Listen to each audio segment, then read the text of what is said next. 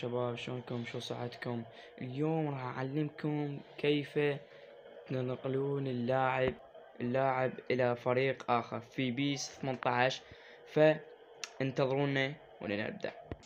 هنا راح نروح على القائمة الرئيسية مالت اللعبة. ناس تلقون هاي القائمة، مو هاي اللي جوا، هاي الفوق تدوسون عليها اكس.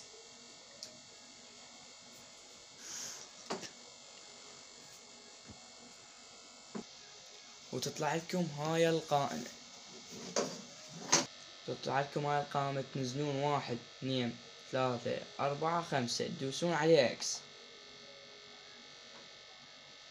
وتردون اي لاعب هنا او اي نادي تختارونه لحتى تبقى. هسه انا مثلا راح انقل ساديو ماني الى ريال مدريد. دوس على اكس، نختار فريق ليفربول. هنا ننزل فيرمينو، فراح نخلي فيرمينو ببرشلونة. هنا ندوس انتقال لفريق اخر اكس. وهنا تدورون على برشلونة، تدوسون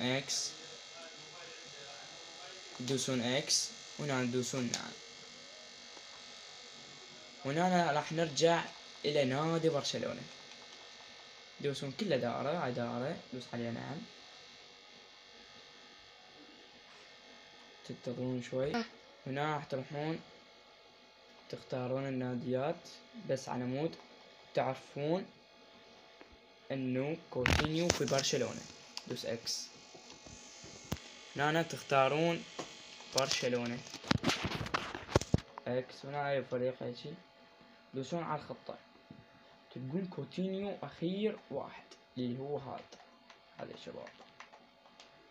وهنا صارت اللي كوتينيو وغيرها وديمبلي وهاي. ولا تنسوا تضغطون لايك وتشتركون بالقناة، واذا عندكم مشكلة في بيس 18 او اي بيس اكتبوا لي بالتعليقات، وشكرا لكم.